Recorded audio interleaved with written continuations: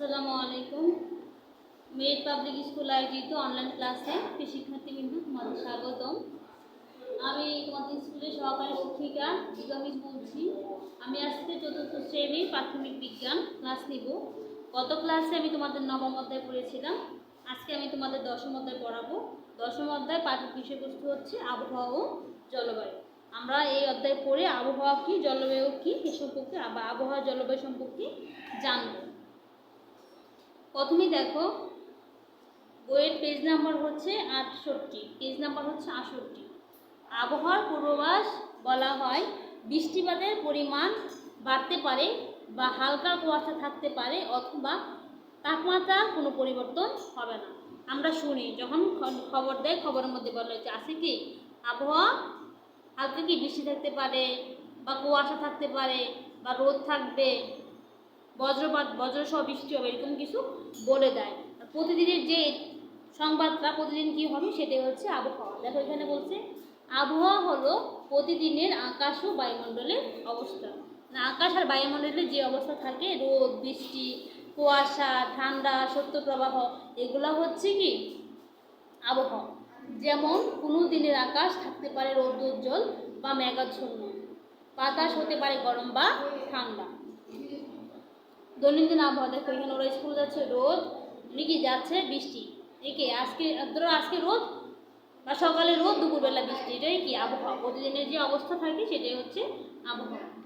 আবহাওয়ার উপাদান দেখো, আমরা কোনো জায়গার আবহাওয়া, আকাশের অবস্থা, বায়ুর তাপমাত্রা, আর্দ্রতা, বায়ু প্রবাহ ও বৃষ্টিপাত দ্বারা প্রকাশ করি, এগুলাই আবহাওয়ার উপাদান। তোমাদের প্রশ্ন হয় যে আবহাওয়ার উপাদান কী কী? উপাদান হচ্ছে আকাশের অবস্থা, তারপরে বায়ুর তাপমাত্রা, আকাশের অবস্থা কি রোদ, বৃষ্টি, এটা হচ্ছে আকাশের অবস্থা। বায়ুর তাপমাত্রা হচ্ছে বাতাসের তাপমাত্রা কি বেশি না কম, আর্দ্রতা, বায়ুর আর্দ্রতা কি আমরা নিচে পড়বো, তাপমাত্রাকে সেটাও পড়বো। তারপর হচ্ছে বায়ু প্রবাহ, বৃষ্টিপাতের দ্বারা প্রকাশ করি, এগুলো দিয়ে কি আমরা হচ্ছে আবহাওয়ার উপাদান। আবহাওয়ার আকাশের অবস্থা, বায়ুর তাপমাত্রা, আর্দ্রতা, বায়ু প্রবাহ, বৃষ্টিপাত, এগুলো হচ্ছে আবহাওয়ার উপাদান। দেখো আকাশের অবস্থাগুলোকে আবার ব্যাখ্যা দেওয়া হয়েছে। এখানে যে উপাদানগুলো প্রত্যেকটিকে ব্যাখ্যা দিয়েছে, আমরা সেই ব্যাখ্যা অনুযায়ী পড়ি। আকাশের অবস্থা বলতে কি বোঝায় দেখো, সংবাদ মাধ্যমের আবহাওয়ার পূর্বাভাস থেকে বা ইন্টারনেটে আমরা আবহাওয়ার বিভিন্ন ধরনের তথ্য জানতে পারি। আবহাওয়ার বিভিন্ন অবস্থা বোঝানোর জন্য বাংলাদেশের আবহাওয়া অফিস বিভিন্ন প্রতীক ব্যবহার করে। যখন দেখবা আবহাওয়া সংবাদ বলে প্রত্যেকটা নিউজ চ্যানেলে, তো তোমরা দেখবা যখন দেখে ওরা চিহ্ন দেখায়, এই চিহ্নটা মানে কি রৌদ্রোজ্জ্বল, কি থাকবে রোদ থাকবে, আংশিক মেঘাচ্ছন্ন, সূর্যের সাথে হালকা মেঘ, এই জন্য কি এটা আংশিক মেঘাচ্ছন্ন, হালকা বৃষ্টি হতে পারে বা মেঘ থাকতে পারে। বর্ষণ মুখর, দেখো এখানে কোনো সূর্য আছে, এখানে কি সূর্যই নেই, তার মানে কি বৃষ্টি হবে। আর বজ্র বৃষ্টি, এখানে দেখো মেঘেরিয়াটা বরাবর, আর এখানে দেখো এই যে এসের মতো একটা দেওয়া আছে, এটা হচ্ছে বজ্র বৃষ্টি, এই চিহ্নটা হচ্ছে বজ্র বৃষ্টি।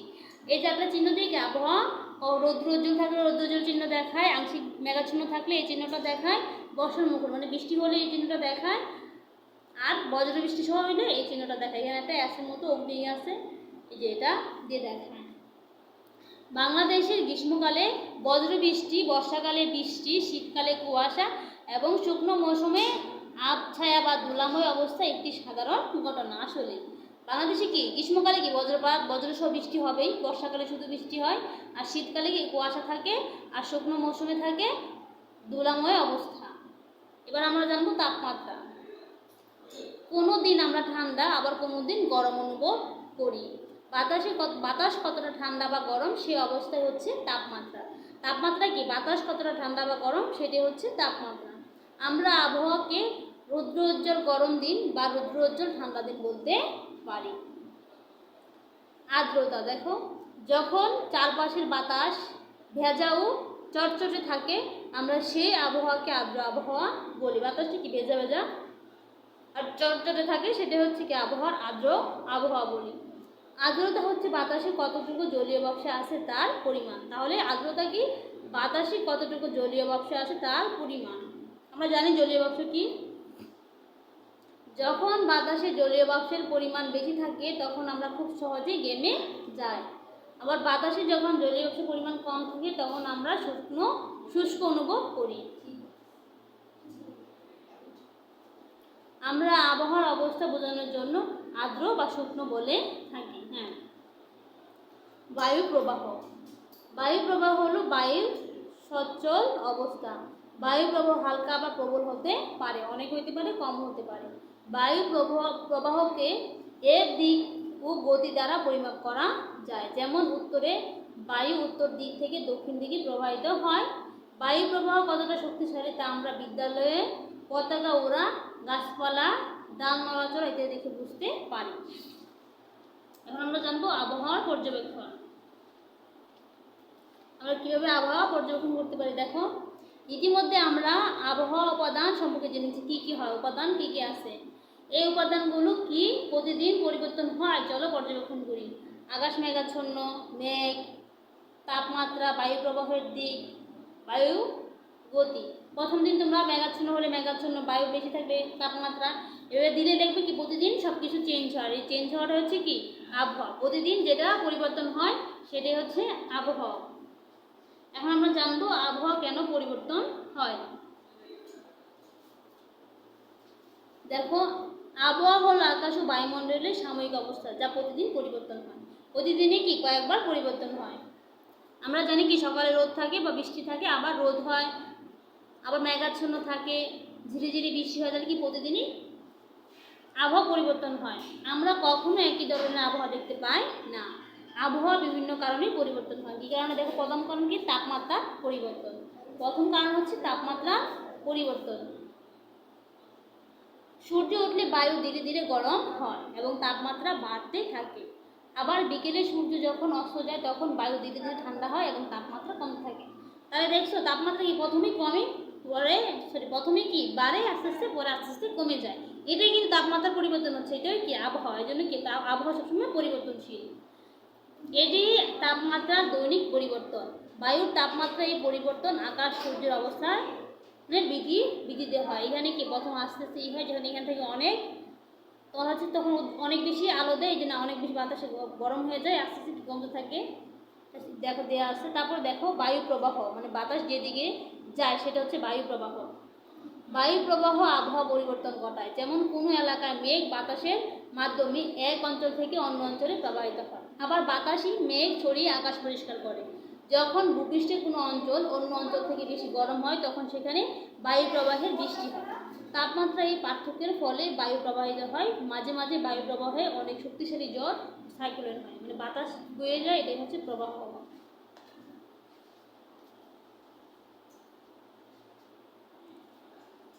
তারপর হচ্ছে মেঘ। মেঘের জন্য কি আবহাওয়া পরিবর্তন। রোদের তাপে সাগর বা নদীর পানি বাষ্পীভূত হয়ে জলীয় বাষ্পে পরিণত হয়। কিসের জন্য? রোদের তাপে কি হয়, সাগর নদী পানি বাষ্পীভূত হয়ে কি জলীয় বাষ্পে পরিণত হয়। যখন বাতাসের জলীয় বাষ্প ঠান্ডা হয় তখন তা শুকনো ধুলাকণার উপর জমা হয়ে ক্ষুদ্র পানিকণায় তৈরি হয়। এই ক্ষুদ্র পানিকণা আকাশে মেঘ হিসেবে ভেসে বেড়ায়। আমরা বিভিন্ন ধরনের মেঘ দেখতে পাই। মেঘ ভূপৃষ্ঠ থেকে কত উপরে এবং দেখতে কেমন তার উপর ভিত্তি করে মেঘের শ্রেণীবিভাগ করা হয়। কুয়াশাও এই ধরনের মেঘ যা আমরা ভূপৃষ্ঠে দেখে থাকি। কুয়াশা আবার গাছের পাতা বা গাছের উপর জমা হয়ে ক্ষুদ্র পানিকণা সৃষ্টি করে। এটি শিশির। শিশির হচ্ছে কি কুয়াশা গাছের উপর বসে কি ক্ষুদ্র পানিকণা সৃষ্টি করে, সেটাই হলো শিশির। বিভিন্ন ধরনের ক্ষুদ্র বস্তু যেমন ধূলিকণা থেকে তৈরি হয় আবছায়া অবস্থা। দেখো মেঘ বিভিন্ন আকারের মেঘ, সাদা সাদা তুলো করা, তারপর কি পেঁজা তুলোর মতো সাদা সাদা মেঘ অনেক। এখানে কি মেঘ আস্তে আস্তে অনেক যখন ঘন হয়ে আসে, পানি বা জলীয় বাষ্প আস্তে আস্তে যখন একসাথে হয় তখন কালো হতে থাকে। তারপর এখানে শুধু পুরাই মেঘ বৃষ্টি হয়ে যাবে। এমন ধূসর স্তম্ভ, দেখো সাদা ধোয়ার মতো মেঘ, পুঞ্জ পুঞ্জ মেঘ, সাদা স্তরীভূত মেঘ, উচ্চ স্তূপকার মেঘ বা পূজা মেঘ, কুচ মেঘ, তারপর ধূসর স্তরীভূত মেঘ। এবার আমরা জানবো বৃষ্টি। মেঘের ক্ষুদ্র পানিকণাগুলো মিলিত হয়ে বড় পানিকণায় তৈরি হয়। বড় পানিকণাগুলো বাতাসে ভেসে বেড়াতে পারে না, ফোঁটা ফোঁটা পানি হয়ে নিচে নেমে আসে, এটি বৃষ্টি। অনেক সময় বৃষ্টির সাথে শিলা পড়ে। শিলা হলো অসম আকৃতির বরফের টুকরো যা জমাটবদ্ধ বৃষ্টি থেকে তৈরি। তো আমরা এটুকু জানলাম। তাহলে আবহাওয়া পরিবর্তন হয় চারটি কারণে। প্রথম কারণ হচ্ছে তাপমাত্রার পরিবর্তন, দ্বিতীয় কারণ হচ্ছে বায়ু প্রবাহ, তৃতীয় হচ্ছে কি মেঘ আর বৃষ্টি। তো তোমরা পেজ নাম্বার 68 থেকে পেজ নাম্বার 73 পর্যন্ত ভালো করে পড়ে 15টা ছোট প্রশ্ন তৈরি করবে। Thank you everyone. আসসালামু আলাইকুম।